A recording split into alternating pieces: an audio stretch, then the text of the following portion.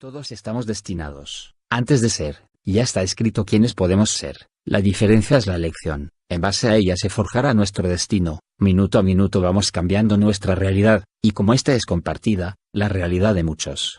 Podemos pensar que ciertas actitudes nos hacen más felices o más infelices, pero esto no es más que una perspectiva mediata a nuestra decisión, es común que con el tiempo lo que hoy pensábamos negativo nos demuestre lo contrario y viceversa. ¿A qué quiero llegar con esto? Simple a nada. Solo a que lo medites. Tal vez cuando pase el tiempo comprendas el significado. Tomando conciencia de las conexiones, todo tiene que ver con todo, todos estamos ligados, por eso estamos en el mundo, por eso debemos transitarlo, de eso es el descubrimiento, de mi ser terrenal, de mi yo cósmico, de la eternidad, de las fusiones, de transformación, del todo. Del ser. Más 7:12 Desde muy pequeño, sentí la inquietud, de algo que no lograba descifrar, me llamaba la atención y luego logré resumirla por qué. A todo quería encontrar o se hacía presente el por qué. ¿Por qué tengo que comer? ¿Por qué tengo que dormir? ¿Por qué voy a la escuela? ¿Por qué me retan? ¿Por qué me miman? ¿Por qué siento? ¿Porque el uno es uno? ¿Por qué llamamos árbol a algo? ¿Por qué taza? ¿Por qué? Lógicamente mis padres respondieron todo lo que podían, pero no llegaban a dejarme conforme con sus explicaciones, y como todos cuando ya nos cansamos de las inquietudes ajenas tan solo me respondían porque sí. Y una vez alguien me dijo, ¿por qué no? De todas formas seguía en mí la inquietud.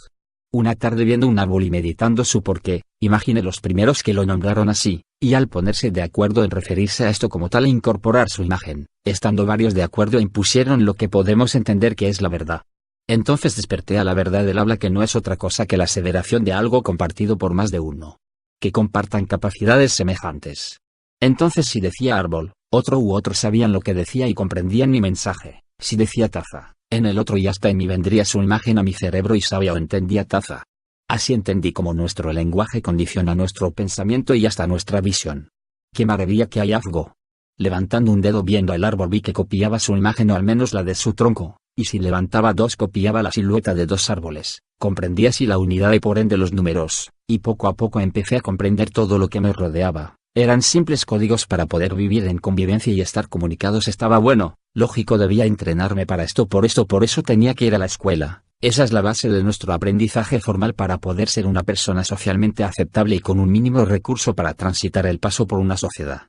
Lógicamente estas inquietudes por llamarlas de algún modo motivaron una creciente pregunta en mi interior, y lo peor era que no entendía bien qué quería responder porque obviamente no entendía qué me preguntaba.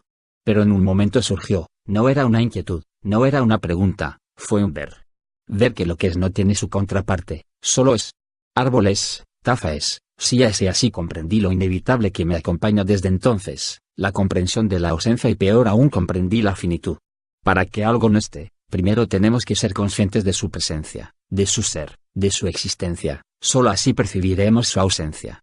A veces comprendemos su transformación, viendo por ejemplo la mesa en que se puede transformar el árbol, o su pérdida en el caso de romper la taza. Pero con los seres, es algo más complejo de apreciar y más complejo aún ver su transformación. Cosa esta que despertó otra nueva búsqueda en mí, y yo, se hizo presente para desde ahí seguir conmigo. Tanto en el plano de lo tangible, como en el no tangible, todo se